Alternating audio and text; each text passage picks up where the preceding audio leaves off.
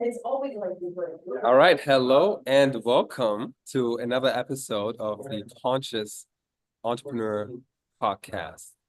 My name is Miro the Hero, the founder of ManifestX, and today I have the honor and pleasure of introducing you to Beejal Parmar.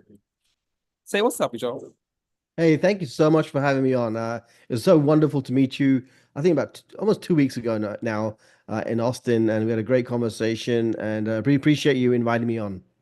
Of course, I had to. I had to. If you ever have a conversation with somebody and you just like 30 years of knowledge in like 3 minutes, we had that conversation and I was like, I need to share this with everybody. So you have some incredible wisdom and experience with your VA agency, but specifically, I want to talk with you about the importance of systems first when it comes to delegating. And I think this is important for entrepreneurs right now who are like, I would just speak from my own experience with working with VAs. I had overwhelmed, okay, like too many things, wearing 57 hats. And then I end up saying, okay, cool, it's time for the VA to come in. And I try to delegate it all to them. And they end up not being effective and end up letting them go. And then I'm end up doing everything myself again. And that's kind of this vicious VA cycle. And I shared with you about this. And you're like, hold on a minute. You got this all twisted. It's actually systems first. So talk to me, talk to us, brother. What even is that? How do you get started with that? Right. So, God, I've been in this industry since 2009 now. So I've placed a lot of, VAs with entrepreneurs. I've seen the behavior between entrepreneurs and VAs. So first and foremost, if we're an entrepreneur, a solopreneur, a micro business owner, we are going to have to hire VAs at some point or other, right? In fact, the longer you wait, the more you're probably is costing you in terms of time, effort, resources, money, and sanity. I call it the terms of investing, right? So we need to get over the fact that we are going to have to hire a VA. Then the question becomes, well, if I'm going to hire a VA, what do I delegate? And what most people do is they start to take their task list and start to hire a VA and start to say, do this task, do that task, do this task. Now, all that stuff needs to get done. But here's the problem. If you wake up in the morning and the first thing in your mind is, what do I delegate to my VA? It's probably going to be a pretty short-lived experience because you're going to be more overwhelmed thinking about what to delegate than the actual, the benefits of hiring a VA. So when I started to think about this issue, I started to think about, okay, what are really the key things we have to delegate, right? And as I was kind of went down this rabbit hole, this concept of system first delegation started to emerge. Now it came from a book called How to Fail at Almost Anything and Still Succeed.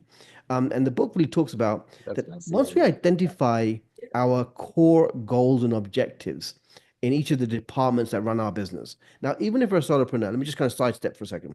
Even if we're entrepreneurs, we still have departments. We have a marketing department, social media, sales, client onboarding, content development, whatever those departments are. In each department, there are certain objectives that we need to achieve or some issues that we're trying to resolve. Now, in any business, what really drives business is systems and people. And the more we can delegate these systems to other people, the more we free ourselves from that mundane. So it's not just enough to randomly assign tasks.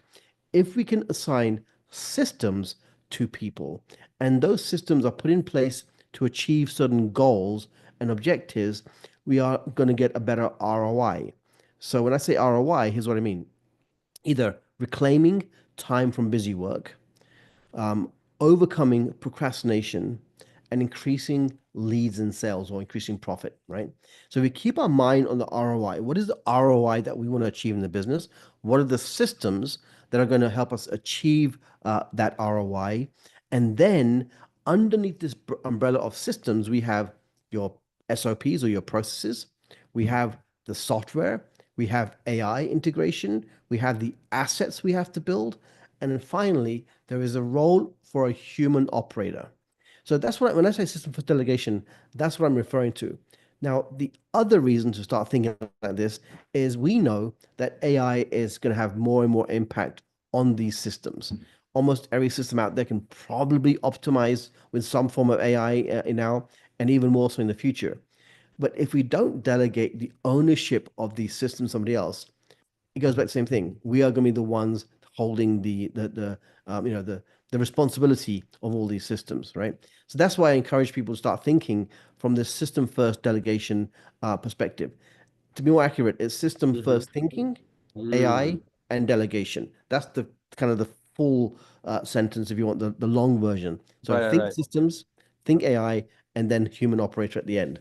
That's amazing. So first, it's not even about tasks. It's first systems, then AI, and then the human operator who runs all of it. Well, more the AI is a part of the system, right? So when we look at the word system, I love this. This so I didn't create this, but basically save yourself time, effort, and money and sanity, right? So the system is designed for anything that we do in our business repeatedly. There is probably a systemized solution. We may even pass on the ownership. Now, I use the word ownership very carefully here to a VA. See, when we assign a task, we're assigning a task gets done. But when we assign a system, I want them to actually, as part of my system, right? Let's say it's cold emailing or cold messaging. Maybe some people do DM marketing. Well, an asset is the quality of the messages being, so they maybe invite you to be a guest, right? So all of these are system assets. And then also now we can optimize the system using certain software and using AI. So AI is a part of the system. And then the final part of the system is the system operator. And that's what I hire VAs for now. So in my business over the last Ah, several months, is basically every a VA is becoming a system operator. First and foremost, they have a system they own, they run. They have to monitor the KPIs, they report on the KPIs. They're responsible for looking at how to improve the system. So I meet with my team and say, hey, so let's go through your ownership of your systems, your core systems. What can you do next 30 days to improve the system? Is there some new AI tools have come out to improve the system? And that way they feel that way, if things don't work out, you can ask yourself the question, is it the system? Is it the assets? Is it the SRPs? Is it the AI? Or is it the human operator that's the cause of a system not functioning to the level it needs to function? that's amazing. I think that's such a breakthrough in simply being able to pinpoint which sort of element, which ingredient of the system. It's like a recipe, right? Like which ingredient was missing that the cake didn't happen. So it's just like a matter of optimizing that in the outcome, being clear on the outcome is cake, right? And having your recipe essentially, and Yep. then having a VA as the owner or operator, like in ownership of the cake using the recipe kind of thing. Yep. So, Now, I want to add in here, Amari, because I think it's mhm. important because a lot of people will hear this and they'll assume that the VA is now responsible for developing the system, right? So I didn't say use a VA to develop the system. I said use the VA as the operator of the system. Now they can help to optimize the system. They can give suggestions, but they're not the ones you want to go to oftentimes set up the system, right? Now some VAs will have the ability, but normally you're looking at some sort of specialist, someone who's specialist in say funnels or whatever that speciality is. So there's a distinction between the setup of the system, where oftentimes we have to be very actively involved in that setup, and then there's the operation of the system. So again, we can use the word VAs very liberally these days. Virtual assistant. I don't like the word virtual. It means not real. I call my team vital assets or vital assistants. Ooh, I So love still, that. right? Because they're vital to the functioning of the business. But then I often have specialists. Right? Specialists I hire that's what they specialize in, right? My traffic person is a specialist. They're virtual, but he's a specialist in that. I don't even think of him as a virtual assistant. He's more of a consultant or an advisor type level. So we've got to make sure we don't try and take $5 per hour labor that's probably going to be good and great at certain things and expect them to build our success systems, right? We still, as CEOs, owners, founders of our businesses, still need to keep that responsibility and ensure that, if a system fails or if a VA is not getting the results that you desire, we don't jump straight to blaming the VA, right? So we take Mhm. ownership of, okay, let's look at the system first, and then is the person who's operating the system doing the right things? That's beautiful. I have so many questions for you. I knew I would. So, do you have a process for actually extracting the systems that an entrepreneur is already running? Because maybe Yes. some of these, maybe some people, we all run repeatable tasks probably daily, and then how do you get those out of the owner into Yeah, into the SOP? it's going to sound so simple, but it's the key to it is what are the immediate goals or goals you're trying to achieve or issues you're trying to resolve. Like, and of course, we may have a big list, but prioritize them. Prioritize them of the next 90 days. Like, hey, what are the key goals that we want to hit month after month? Those goals will kind of set the tone of which systems you want to start to get set up or optimize or operate right now, right? So think 90 days in 90-day sprints and really pick no more than 3 to 5, Myra, when you're starting off. Over time, you'll end up building a whole library of systems. But if someone's starting off, sometimes just outsourcing or delegating one system a month can be a game changer, right? Because here's the thing, oftentimes people will hire a VA or hire VAs, and now they feel more overwhelmed than they did before because now they're giving instructions, they're meeting with the VAs, they've got multiple systems they're trying to optimize. So I say, from my experience, less is often better. Oh, Start with, 100%. yeah, start with just one or two things that will, that if they were being done by somebody on your team, will start to make an impact immediately on the results of the business. Again, maybe it's a system that you're operating, Myra, right now. You can look at what you're doing and say, man, if I could get that system off my plate, I now have more time to spend on X. Totally. Yeah, I mean, that's one thing I'm working on right now in real time. I did a live training called Introduction to Theta Healing. It's really how to manifest, how to create your own reality.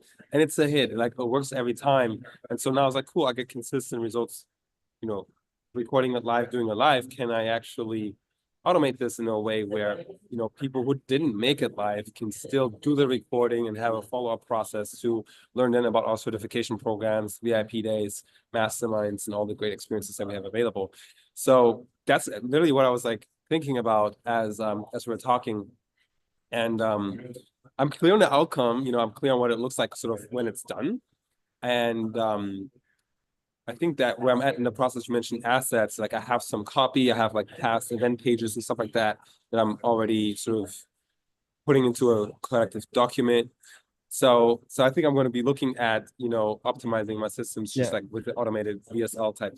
Now, I'll give you kind of one more hack. So, oftentimes people hear what I say, they agree with what I say, but then they stall because then the thought about trying to get the system out of the head onto paper is what I call a paralysis moment, right? Like, oh my God, yeah, I know I need systems. Like that makes total sense.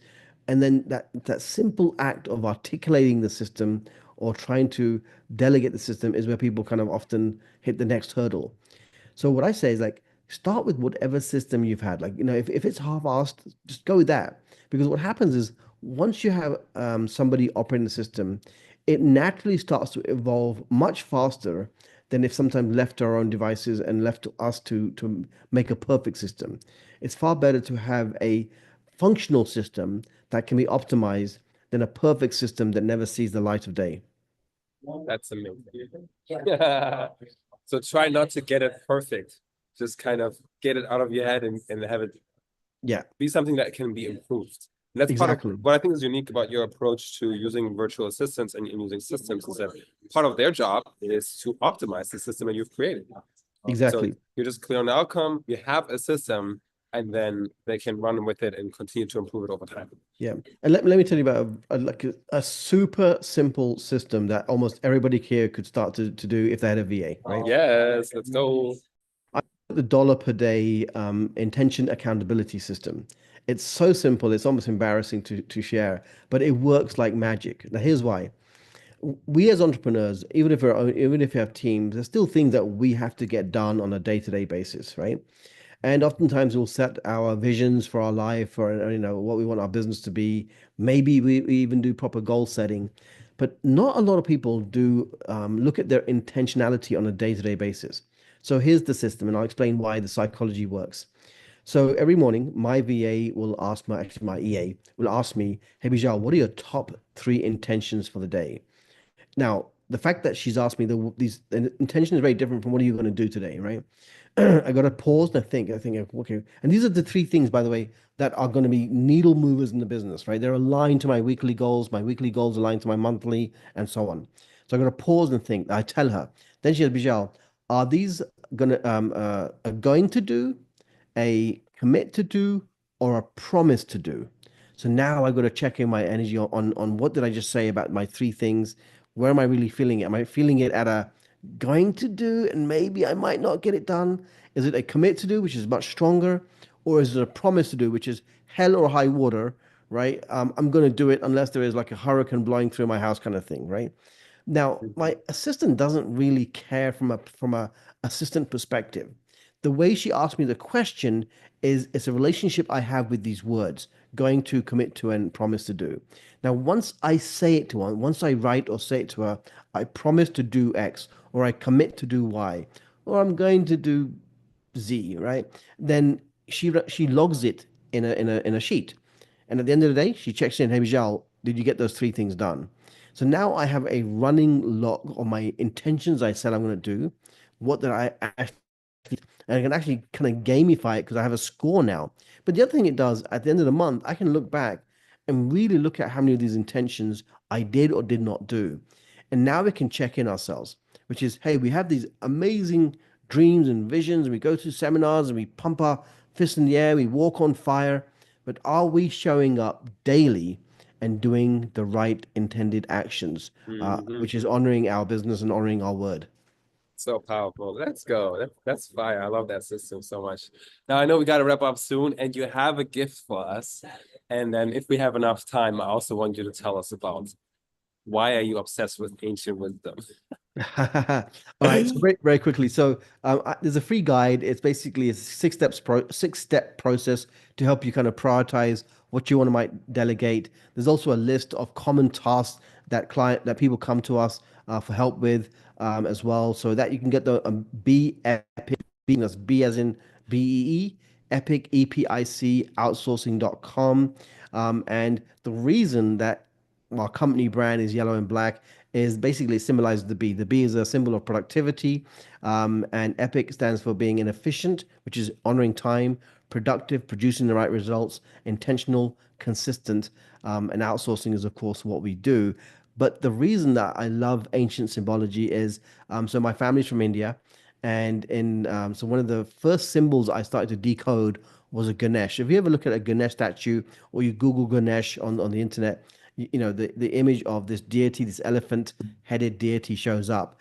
But a lot of people will worship Ganesh when they have a problem because that's what Hindus do. They worship Ganesh. Oh, please solve my problem. But Ganesh is a symbol of how we can overcome the obstacle by developing intellect and wisdom. The strength of character is a trunk. One tusk is broken, which is nothing in life is perfect, so don't fret about the small stuff.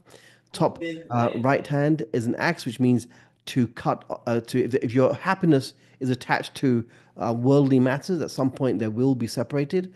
The top left hand is a lasso, which is basically well, more like a what mammoths carry to tap on the emotional centers of elephants, which is we have to develop emotional mastery. The big belly Hmm. is we have to digest the good and bad that life throws at us. And I can go on, but at the very base of Ganesh, Ganesh sits with one leg up, one leg down, which is we are a physical being. Sorry, we're a spiritual being manifested in a physical world right now, sitting on a bed of a lotus, which is consciousness, which we are all part of. And at the very bottom of Ganesh is a rat, which basically, if you're focused on the small things, small annoying things, you'll never have peace of mind. Now, every deity in Hinduism has a similar way you can decode the symbolic elements. So around us, there is so much and a lot of it is coded, and we lost access to the knowledge. So I love to find these kind of symbolic elements and find out what did our forefathers and foremothers, leave the clues they left behind for us on how we can live better lives. So good. Oh my God. I unfortunately have to wrap, but thank you so much for that gold. Ancient wisdom, systems first thinking. Thank you for that gift and the guide. I can't wait to dive deeper with you, brother. And for the rest of you, we'll see you on the next one. Make sure you like, subscribe. And then where do people follow you, Bijo? It's BEEJEL on most of the social media platforms. Amazing.